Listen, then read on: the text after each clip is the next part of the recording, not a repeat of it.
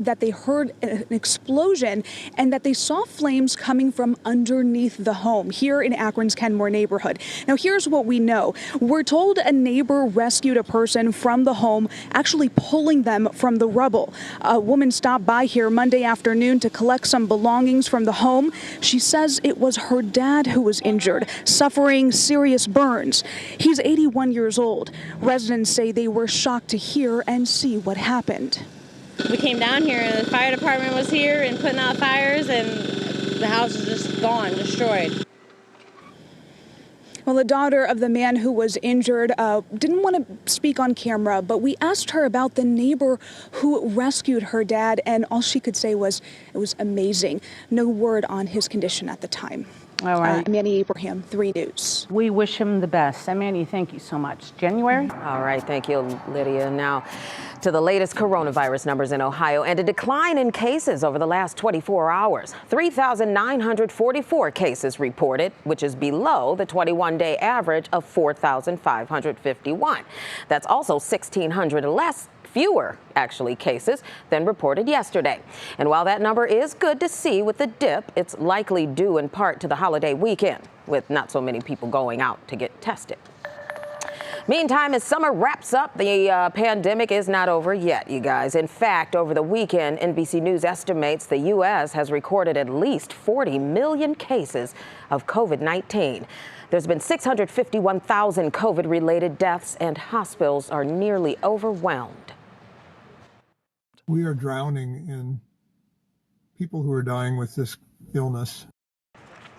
Well, this comes as the number of kids infected with the virus is on the rise. A new report from the American Academy of Pediatrics and the Children's Hospital Association found children make up 1 in 5 new COVID cases. And between late June and mid-August, numbers from the CDC show hospitalization rates for kids and teens increased 5-fold. Wow. So, January, we're learning more about booster shots. Yesterday, Dr. Anthony Fauci said the U.S. will likely start to distribute Pfizer's booster shots during the week of September 20th, but the rollout for Moderna's vaccine could be delayed. Dr. Fauci said it looks like the Pfizer vaccine will get that approval in time for the September rollout. The U.S. has recommended an additional 3rd shot 8 months after the 2nd dose. All right, let's switch gears to consumer news now, guys. And today, the $300 weekly jobless benefit boost comes to an end, impacting an estimated 8.9 million Americans. The federal eviction moratorium expired at the end of July. Now, the benefits expiring were part of the CARES Act, passed back in March of 2020, and was extended twice by Congress. Nationwide, including here in Northeast Ohio, restaurants and businesses and manufacturers were plagued by the worker shortage. For the most part, the workforce has seen this coming, and people that are sort of looking to go back into the workforce have either entered back in or sort of actively looking. So I'm not sure how much the expiration of the benefit is really going to move the needle. Now, President Biden has encouraged individual states who want to extend the benefits to use existing federal funds. But as of now, it doesn't appear many will do so.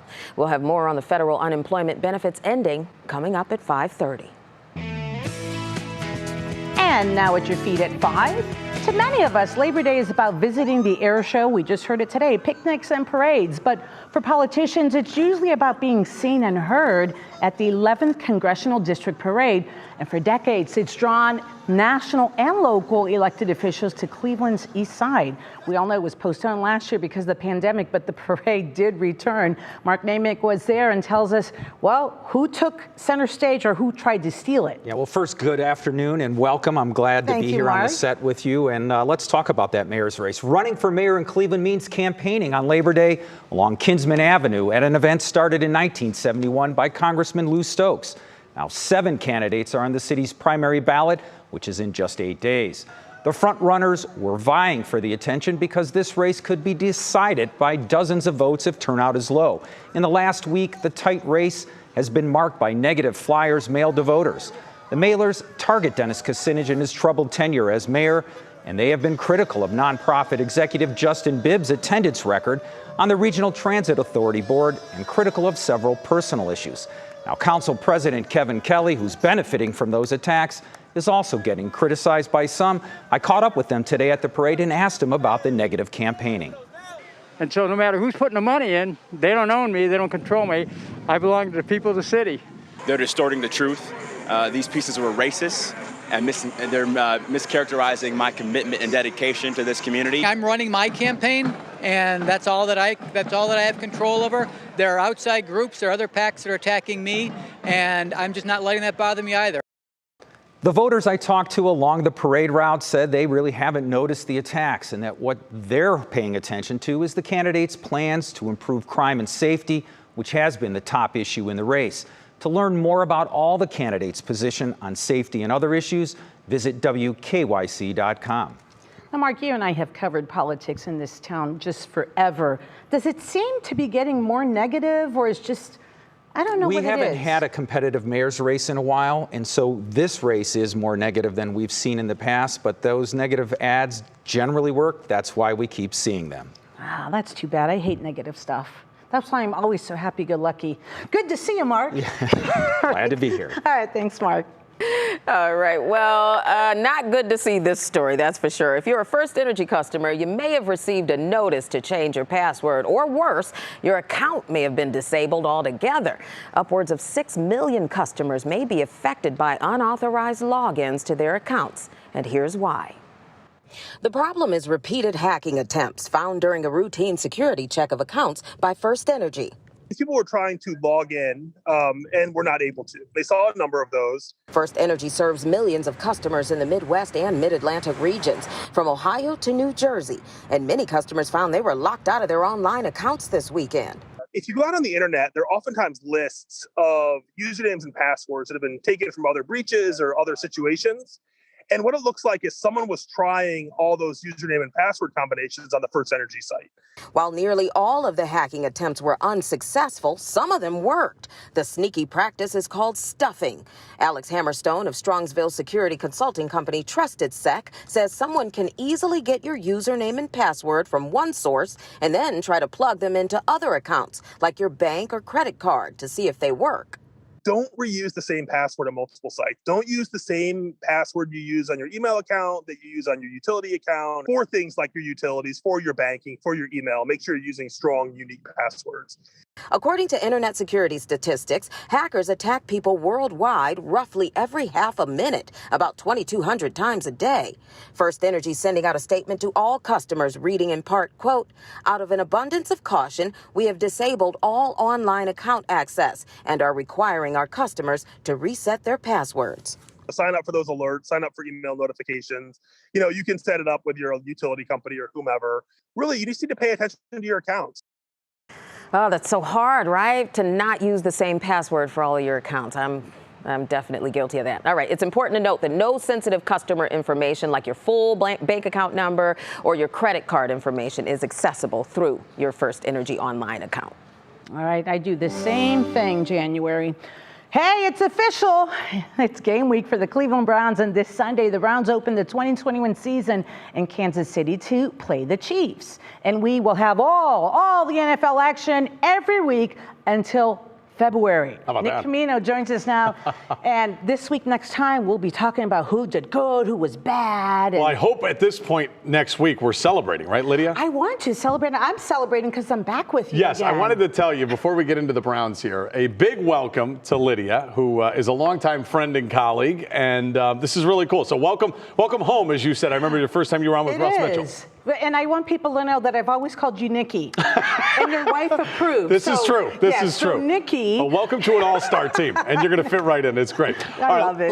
Let's talk some Browns football here now. And again, I would love nothing more than next week Jim Donovan to be sitting here on What's New celebrating a Browns Week 1 victory against the Chiefs. But as we know, it is a tall order where they are going into Arrowhead Stadium. This will not be easy. The Chiefs, I mean, they operate like a machine. They've been to back-to-back Super Bowls.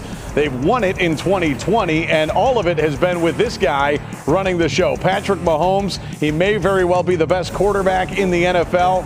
He also happened to play in all 3 of the Chiefs' preseason games. We didn't see that much with Baker Mayfield and the Browns, so they kind of took different avenues in how they approach the preseason. But the Browns, they understand it is going to be a tall task come this Sunday in KC. There's a lot of things that you look at when you watch him. You know, some of the tendencies that he may have, some of the things that you can do to slow him down and things like that. We're making sure that we get those things down packed, and looking forward to seeing how we can slow him down. All right, so kickoff on Sunday is set for 4:25. The Chiefs have been installed as a 6-point favorite. And Lydia, we know this was a matchup where the Browns lost in the divisional round of the NFL playoffs. So I know we've had this one circled on our calendar since the schedule came out in May. I think the Browns have had this circled on their calendar for even longer, because they knew at some point they're going to see these guys if they want to get to where they want to go. See, and you know, I always follow like the little nuances of football besides the football. Sure. Mahone just became a dad. Oh. So, you know, he's going to want to Okay. impress his child, even so the child's probably only 6 months. You see? But still, I mean, I'm worried about that. Well, this is interesting. Yeah, I didn't know you could add that angle to this. Oh, Nick. I just snorkeled. You're hilarious. Yep. All right, thanks, Good to Nick. see you. And still ahead, what's new? Her longest stretch yet. We'll tell you the major milestone Chrissy Teigen celebrated this weekend. Ahead in the pop break, January. Plus, last launch. Details on Cedar Point saying goodbye to this vomit-inducing ride. Let me just tell you, the Wicked Twister is about to be no more, guys. Coming up.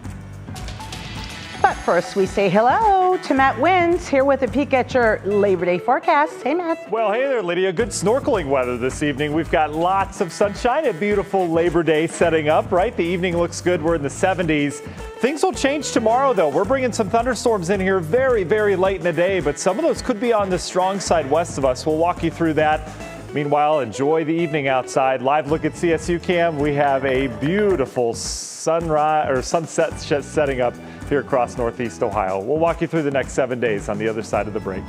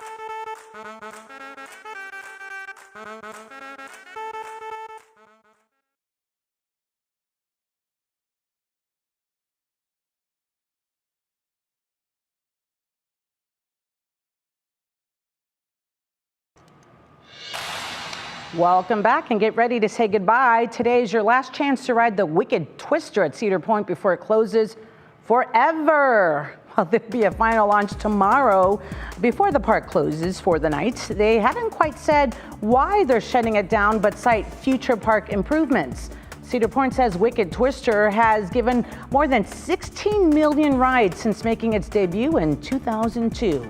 And of course, I am not one of those 6 million people because that makes me dizzy. I want to throw up. Can I say throw up? But that's what happened. I said vomit because I wasn't sure if even that was allowed on TV. All right, vomit, yeah, I'm not did sure. Did we do some FCC stuff with vomit and throw up? You let us know. But I've only ridden that ride one time, and that's all it took. That ride is insane. It is. I used to take my sister's girls. I call them my girls, but I used to take my girls there, and my gosh, we would have the best time, and they would love that because they like the flipping and the turning. Yeah. And my husband likes it, but I mean, anymore it's just like, I realized that I was too old for that, and we're just going to go ahead and ride the tilt-a-whirl and there call you it go. a day. That's all we're going to do. I'm sorry, I'm laughing so loud. All right, goodbye, Wicked Twister. You'll be missed, but not by us. All right, if you were hoping to pick your own apples at Patterson Fruit Farm, you are going to have to wait just a pinch longer, everybody. The farm is completely out of, get this, Honeycrisp and Ginger Gold apples for the season. Those are the best. The farm says the shortage is due to high demand and, of course, nice weather. The Pick Your Own Orchard will reopen on September 18th. They're going to have some galas, some Macintosh apples for you, but still not those Honeycrisps. Matt, I'm with her there. I like the Honeycrisp. That's my favorite. When you take a bite right into it, it's really kind of nice, and it is really crispy, but you know, people need things to do this summer, so it's okay. I didn't know nice weather could affect how many types of Honeycrisp apples are available. You should have seen strawberry season. Did you take the kids, Matt? Yeah, we didn't, but I took them yesterday to Patterson's to get some apples, and I was like, can I have a bag to pick? They're like, no, it's just a couple at the top, and they have worms in them. So that's unfortunate. It's okay. We'll get apples at the store. These kids can suck it up. They'll be fine. It's not the same. Hey, you guys see below me? See what's going on? We have a countdown of fall going on. 15 days. Can you believe it? It's been feeling like fall last couple mornings. Oh, it's gorgeous. It has been. And you know what wasn't gorgeous was last Labor Day. I don't know if anyone remembers this. We had almost 4 inches of rain at Hopkins. It was a very rainy Labor Day. Year before that, as we're going back in time, we had a little bit of rain. Year before that, it was a nice balmy 93 degrees. And then the year before that, it was 88 with storms. So today's feeling a little extra special when it comes to that because it is just downright beautiful outside. We did have some morning rain as we were talking about last night. We've cleared things out, 70s to near 80 degrees. Reason why it's so comfortable, we've got very, very comfortable humidity values. We measure that with dew point when it's in the low 50s. You barely feel that air. Not a lot of sweating going on. Someone's got a hairdryer on there at the Ravenna coming in with a 40-degree dew point. But you can see the drier air, it's going to be temporary because we've got some moisture and heat rebuilding back into plains. When you see that, there's often a cold front coming in. So we had the rain-producing cold front that went by Saturday night, Sunday. That is now off the eastern seaboard. This will be our next weather player. This is moving in late tomorrow. You can see we've got warmth, but it turns downright hot as you get out in the plains. We do have 90s out there, warm front, and a pretty potent system moving in. I've overlaid the jet stream winds on here because there's some pretty incredible winds kind of rushing into this at jet stream level. It's about 5 to 9 miles up in the atmosphere where the jets fly. But we've got 130 mile per hour winds here that are rushing into the system. So often when you see that, what will happen, it'll spin up an area of low pressure. Much like if you were in a bathtub, you push the water, you'd see that little spin on the side of it. That's what we've got going on atmospherically. So what's that mean here at the surface? Well, tomorrow we're going to start dry. No problem during the daytime. Look at this low pressure ramp up, though, kind of a fall-like low. On the leading edge of that tomorrow afternoon, we're going to watch showers and thunderstorms. These could be potent wind producers, areas of Wisconsin, Michigan, back down towards Chicago. We'll be watching that on radar as you join us for What's New tomorrow. Then that line, how far does it make it in northeast Ohio? It'll be moving in at nighttime, so we don't have a lot of daytime heating, but we could see some leftover gusty winds with these storms after sunset, and especially tomorrow night, 10, 11 o'clock beyond that. National Design Mart hour-by-hour forecast will give you a closer look. Nice, cool night tonight, back into the 50s for many of us. Lots of sunshine tomorrow. We'll start on the pleasant side. We'll warm up, I think, low to mid-80s tomorrow afternoon. That humidity will be increasing as well, but notice we're dry all day. Lots of sunshine. Also notice the wind will be picking up as that low strengthens. We'll likely have gusts over 30 tomorrow afternoon, tomorrow evening. Here comes the rain. Our model not impressed with it as it moves in, kind of fades it out. Lingering showers early Wednesday, then we'll clear things out around here. So what's that shape up like behind the cold front? Well, pretty nice. Union Home Mortgage 7-day forecast, 84 tomorrow. Again, late evening on into the overnight rain. Leftover on Wednesday. Thursday, we bring in a cool fall-like air mass. We'll be in the 70s, maybe 60s for highs with some lake effect showers, setting up for a beautiful weekend as it looks right now with temps in the 70s and 80s. Lydia? Had a sweet red carpet debut. The special moment captured this weekend with a popular artist and a YouTube sensation. Ahead in Pop Break, January. Then a toddler comes across her mom's cell phone, right? And the camera's on. Wait until you see what she has to say to all of us this Labor Day. That's coming up in our Worth the Watch. Stay with us.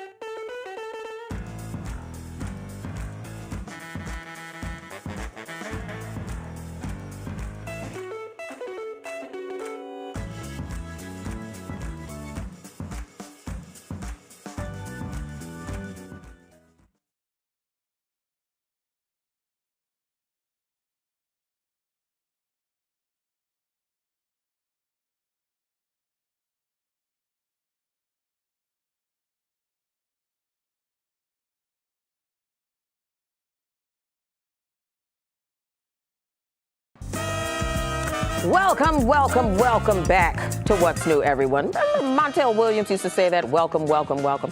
Anyway, on this Labor Day, it was a big weekend for several celebrities, full of big announcements. I know, they seem to be all coming out now.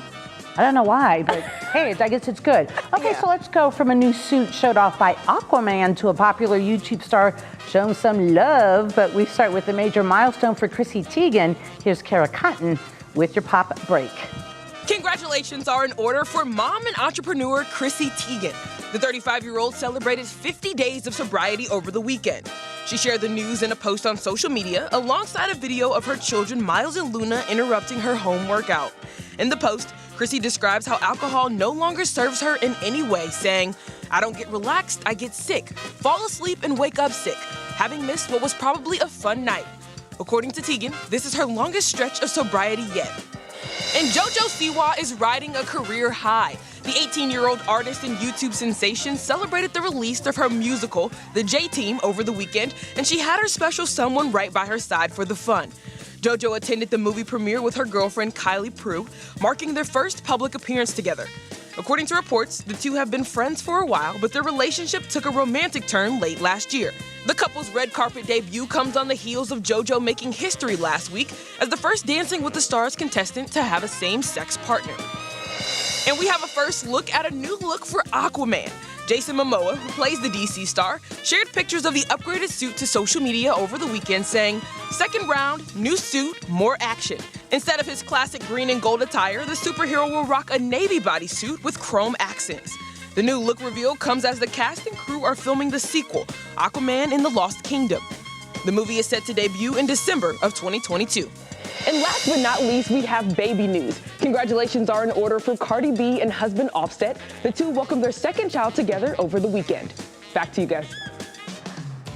So can we just go back to the Aquaman suit story and see the, first suit versus the second suit, for research purposes only, that's all. Anyway, thank you, Kiera, so much for your time. Time now for our Worth the Watch, where we show you a video each day. Y'all know about this. It's sure to make you feel some kind of way after you see it. Now, we know toddlers can be full of fun, but for one little girl, she just wanted to pass this along to all of y'all on this Labor Day.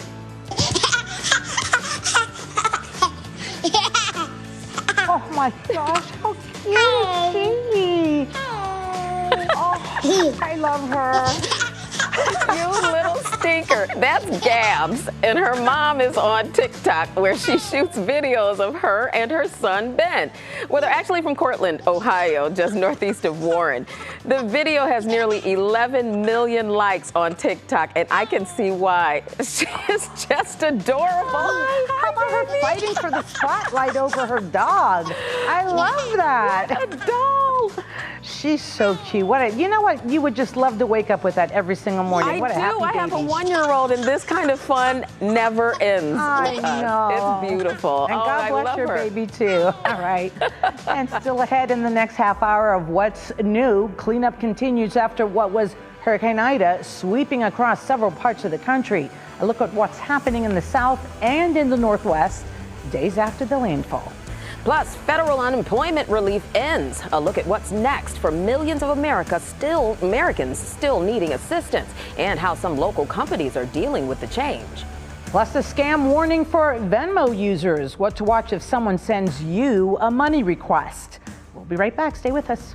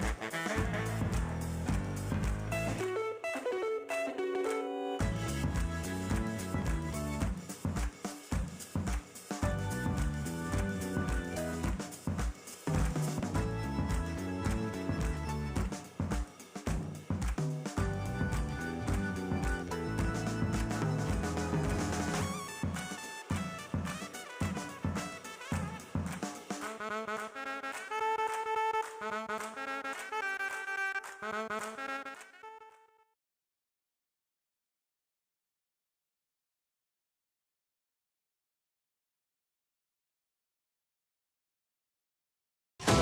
now, live from WKYC Studios, this is What's New. And welcome back to What's New. Let's get you caught up on 3 things to know right now. First, an investigation continues tonight in Akron after a reported house explosion. Akron fire officials say the caller heard the sound of an explosion and saw flames coming from underneath this home in Akron's Kenmore neighborhood. Neighbors say an 81-year-old man was hurt, but we have no update on his condition at this time. Dominion gas crews are still on the scene trying to figure out exactly what happened. Well, a week after Hurricane Ida made landfall as a powerful Category 4 storm, residents are still finding life extremely difficult. Parts of Lafitte, Louisiana are still flooded as many residents are still unable to access their homes. And in parts of New Jersey, residents are gathering what's left of their belongings after the devastating damage there. The town was isolated for days after the storm because of the high flood waters. It made the roads impassable. At least 50 people have died in the Northeast region due to that storm, including 27 in just New Jersey alone. But in all, at least 67 people lost their lives in the wake of Ida. And happy Rosh Hashanah. The Jewish New Year begins at sundown tonight. This marks the beginning of the high holiday period. There will be limited in-person services or live stream services for worshipers. And with that, we want to say hello again, Northeast Ohio. I'm Lydia Spar alongside January Keaton. Jay and Betsy have the day off. And of course, I don't mind working Labor Day weekend. It's nice. I mean, the weather's I always wasn't doing anything anyway. Yeah, exactly. Can I say that out loud? Sorry, managers. I am going to get called into the office tomorrow. January, should I say hi to your dad? You said your dad is a fan. Yes. What's your dad's name? His name is John. Hi, John. Hey, Hope from Lydia good. and Daddy. That just made your whole life. All right, let's go to our top talker, shall we? This Labor Day, an estimated 8.9 million Americans face losing federal unemployment benefits, which do expire today. And while some experts say this could hurt the economy by taking away some consumer spending money, others argue it may solve the worker shortage that is being felt nationwide. Yeah, our Will Ewick takes a look at how some local companies are dealing and what's next for possible benefits. Can't open our restaurant full yet because we don't have enough employees. That was original Pancake House owner Mike Friesen about 2 months ago, having such a difficult time finding workers that he raised the pay, benefits, and bonus for an open manager position to about $70,000. It still took a while, but today... Thankfully, we have a manager starting on Wednesday. Our West Side restaurant, we're still hurting for food servers, cooks, front desk. The worker shortage continues to plague businesses of all kinds, from restaurants and retail to manufacturing and hospitality. It's a very challenging time for employers that are looking for talent. Michael Goldberg, an economics professor at Case Western Reserve University, says he's not so sure this benefit going away will actually play much of a factor at all. For the most part, the workforce has seen this coming, and people that are sort of looking to go back into the workforce have either entered back in or sort of actively looking. So I'm not sure how much the expiration of the benefit is really going to move the needle. The benefits expiring were part of the CARES Act passed back in March of 2020 and were extended by Congress twice. Goldberg says he believes the worker shortage has more to do with a perfect storm. Students are returning back to school, so some of that summer employment is no longer there. International workers, many fewer workers came in this summer. Older workers that are worried about the Delta variant and maybe were contemplating retirement might just be saying, I'm not going to go back. So what could help get more people back into the Cleveland workforce? World events like what's happening in Afghanistan, and actually the ability for cities like Cleveland to tap into refugee talent, open our doors to Afghan refugees, not just because it's the right humanitarian thing to do, but many of these Afghans are talented English-speaking workers that could plug right in. And while Friesen hopes anything will increase applications coming into his restaurants, he says they'll get by until then. After all, the pancake business, I think our July was our best month ever. Certainly isn't waffling right now. So business is great. I can't complain. It's almost too busy and I just want to retire. So I'm very thankful. Will Ewick, 3 News. All right, thank you, Will. President Biden has encouraged individual states who want to extend the benefits to use existing federal funds, but it doesn't appear many will do so. In January, I do see a lot of signs of help wanted, and they're everywhere. I think it's going to take some time. And they're right. The kids, once they go back to school, you take away that whole workforce. And you do. And a lot of these kids, I say children, but they do get those summer jobs. They get those jobs during Christmas break. So hopefully they'll see some sort of boost in employment. I don't know, though. It's been going on so long. It seems like it's never going to end for them. It does seem it. So I try and contribute. Because I'm back here, I have my neighbor walking the dog. So I feel like I'm contributing somehow. Yeah, absolutely. Every little bit glad. Yes, ma'am. All right, still ahead, box office numbers boom. A look inside at how much money one major film brought to the theaters over this Labor Day weekend. Plus, the countdown to Velosano is on. Stephanie Haney is back and joins us with ways you can still get involved in the cancer-curing ride. But first, here's Matt. He's got your weather in a jiffy. Yeah, we certainly do. And today, I think with the wind blowing, all that going on, it is just perfect outside, right? Lydia, this was you about 10 minutes ago in the dressing room. I saw you peeked in there. Probably should have looked. Does it continue, though? That's the question. We're going to have happy cats around here. We've got your forecasts on the other side of the break.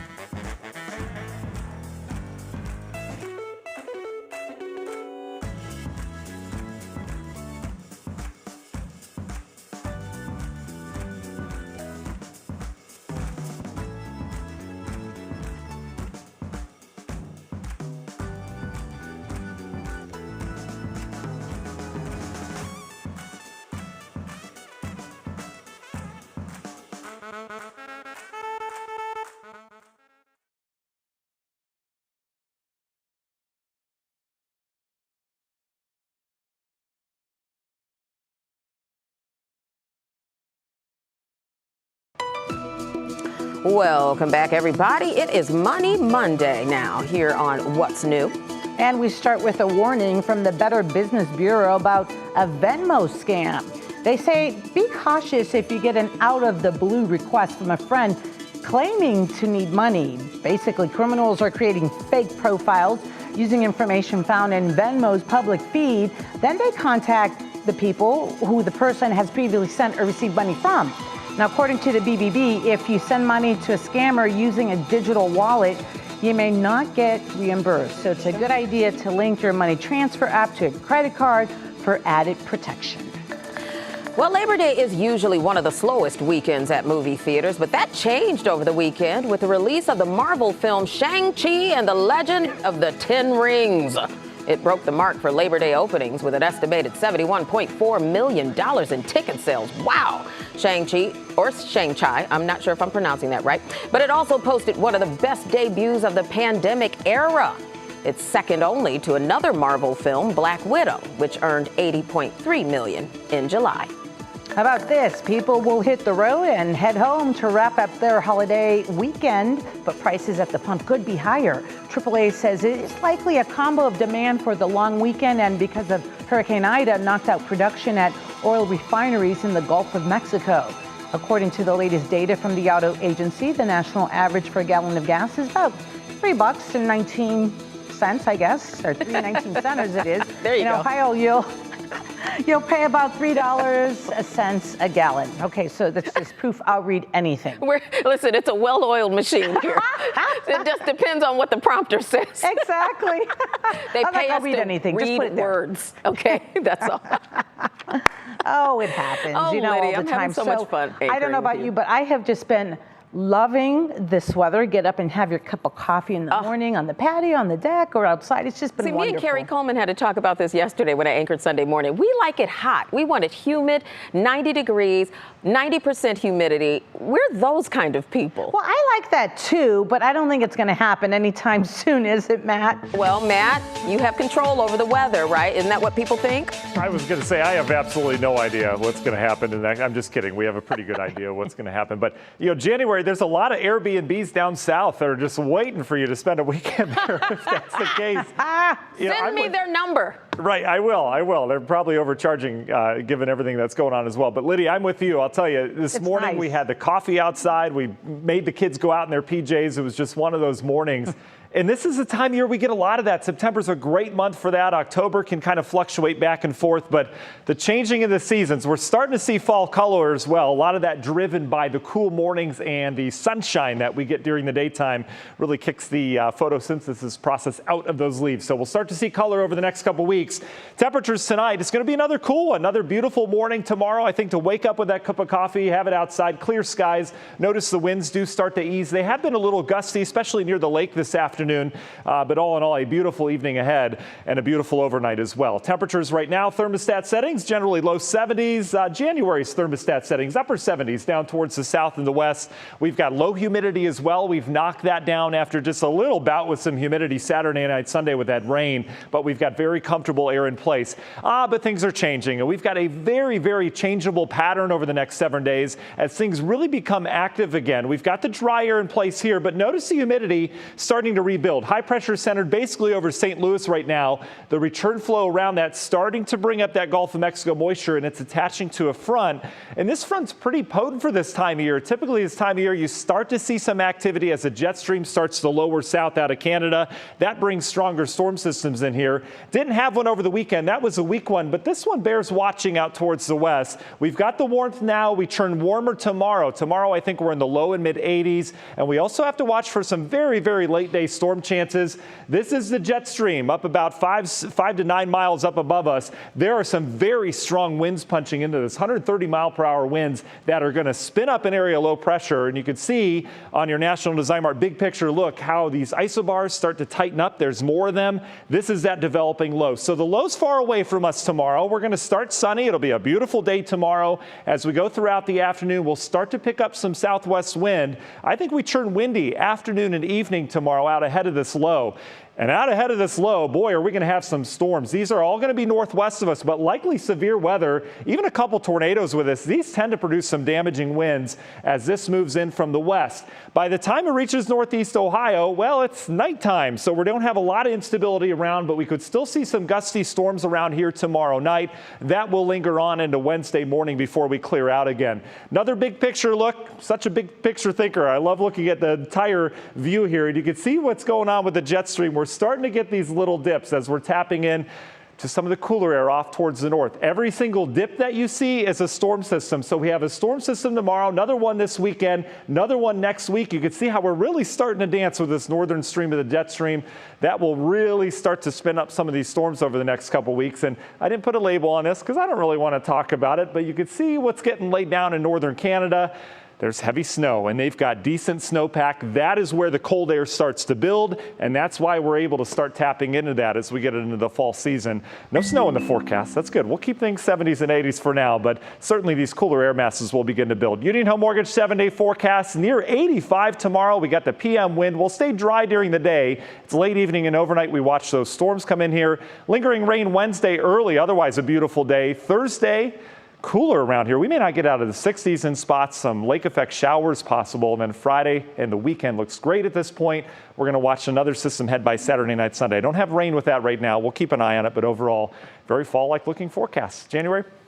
Did you just say the S word as in snow, Matt, telling us about Canada? Not me. That was one of our I know you didn't, because I did just unfollow you on Twitter now. Thank you. After the break, here on What's New, a sweet homer will tell you what Franmil Reyes says was behind this hit against the Boston Red Sox yesterday. And how about this one, Fence Friends? As one special lady rockets into her second century, her best friend is barely starting his second year. Their undeniable connection ahead, and show us something good.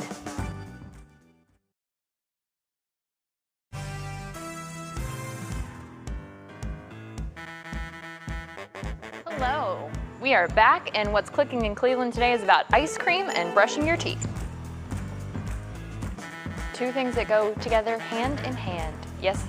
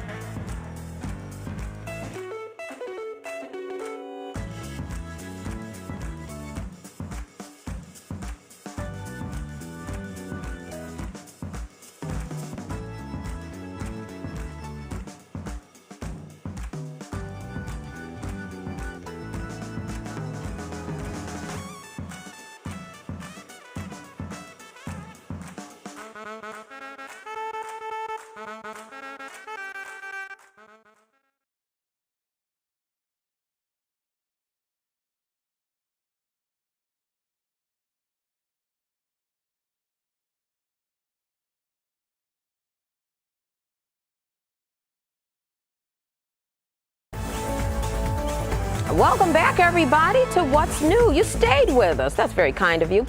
It's time to see what's clicking in Cleveland. And for that, we bring in our digital anchor, Stephanie Haney. Stephanie, you were on vacation, girl, all week long. What you doing back? I was. I'm so happy to be back. It is great to be back after a very refreshing week away. Now, we were talking about less than a week away, though. We have the Cleveland Clinic's Velosano Bike Race for the Cure. That's coming up on Saturday.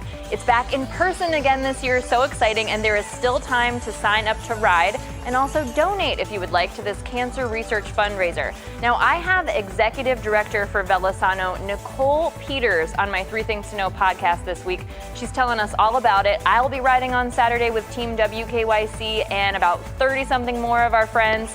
If you want to know more about it, go to wkyc.com/3thingstoKnow for everything you need to know on the podcast. Now, if you watched the Tribe beat the Boston Red Sox yesterday, you saw Franmil Reyes hit another home run. Here's how he's saying he got it done, retweeted by Cleveland pitcher Tristan McKenzie, who says, You know the vibe. Just to let you guys know, yesterday I ate a vanilla ice cream before the Homer of Camino. I say, hey, Coach Juancho, I need another vanilla ice cream. I went there, get 2 scoops. You see the result. You see the result. Now, here he is celebrating his homer on Saturday, and then on Sunday, 2 in a row after those 2 scoops. Can't argue with that. Let's keep that ice cream coming for Franmil Reyes, please. Now, after ice cream, or any food really, you may think you need to brush your teeth. Not so fast, because this TikTok video about when to brush from a UK dentist is blowing up, and our Verify team says she's right. Did you know you shouldn't brush your teeth after breakfast? Always before. There's 2 reasons for this. When you eat breakfast, your mouth becomes acidic. So what you're doing when you brush your teeth after breakfast is brushing the acid into the tooth, and this wears away the enamel. And brushing before breakfast protects your teeth from anything you're going to eat. Did you know you should? But it's gross. You learn something new every day, you know? Now, You everybody caught me saying ew, but it's gross. Nobody wants to eat toothpaste before breakfast. Yeah, especially if you're having orange juice, right? So that's what everybody online is talking about, when they brush their teeth. Now, I brush mine first thing in the morning, but I also don't eat breakfast right away, so I have accidentally been doing this right. Lydia, I will ask you first. I'll say hello to you. Welcome. And I need to know, are you brushing before or after breakfast? Well, I do before breakfast because then I have coffee, and then I kind of wait before I eat.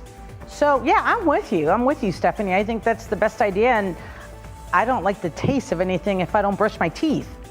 Yeah, I can't brush my teeth before I eat because now everything tastes like Colgate.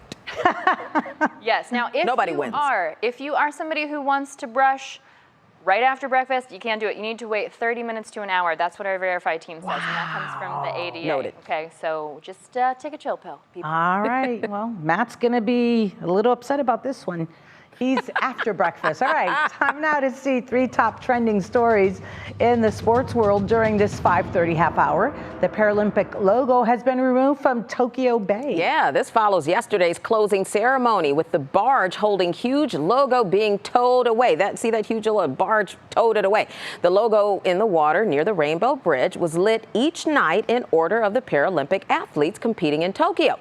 Well, the logo stood over 17 meters tall, 23 meters wide, and weighed about 94 tons. Why are we using the metric system? How many feet is that? Naomi Osaka is taking a break from tennis. I love her. The 4-time major title winner, who is currently ranked at number 3 in the world, lost in the 3rd round of the U.S. Open to teenager Leila Fernandez on Friday. Now, after that match, a tearful Osaka made this surprising announcement. I honestly don't know when I'm going to play my next tennis match. Sorry. But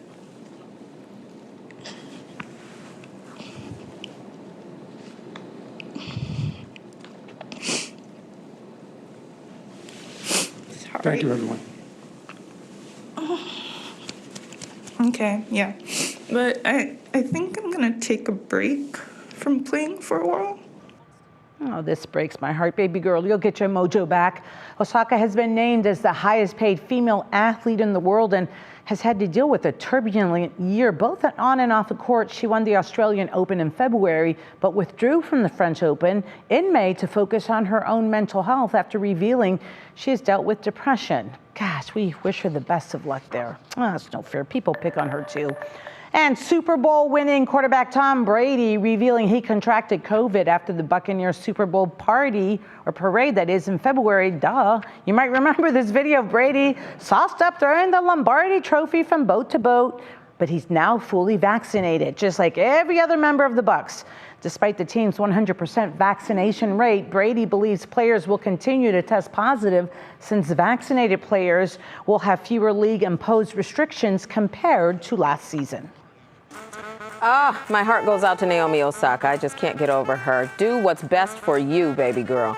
Coming up next, 2 best friends separated by 98 years and a fence come together for a special celebration. We'll have their story next and Show Us Something Good. Then on What Matters Most at 6, and if you're looking for a new job, working at FirstEnergy Stadium may be the right fit for you.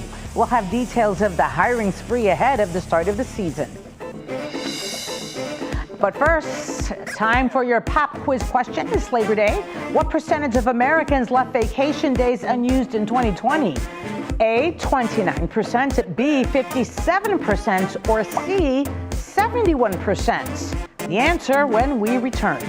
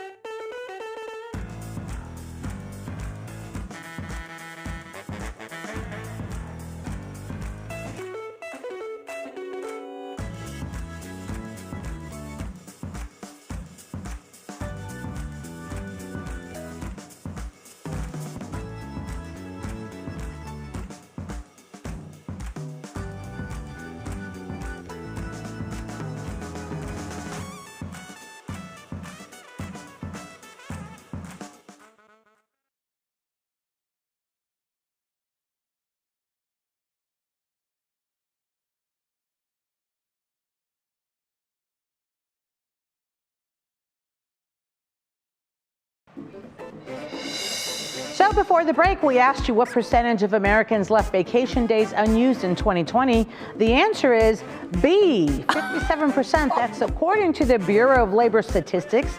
So make sure you use your vacation and PTA days, folks. You want to do that. All right, now to our show, something good. It's one thing to mark 100th birthday, but to have your bestie by your side, that's even better. Mary O'Neill is from Robbinsdale, Minnesota. She recently celebrated the milestone birthday alongside her neighbor, 2-year-old Benjamin Olsen. The friends found each other over their backyard fence while they found themselves stuck at home during COVID. Thank you. Ooh, that's nice dirt. I love that. The story of the friendship between Mary and Benjamin was picked up by print and broadcast outlets all across the world. Awesome.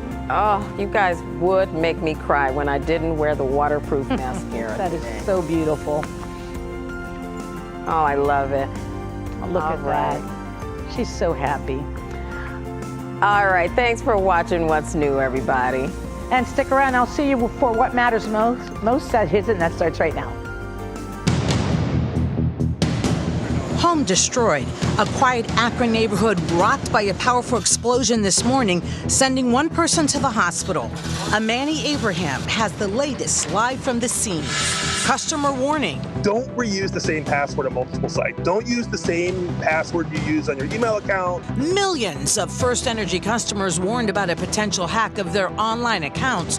What you need to know to protect yourself. Politics and a parade. I believe it's going to be a positive race. And you got to get some good candidates. Today's Labor Day parade through the streets of Cleveland turns into a campaign push for the city's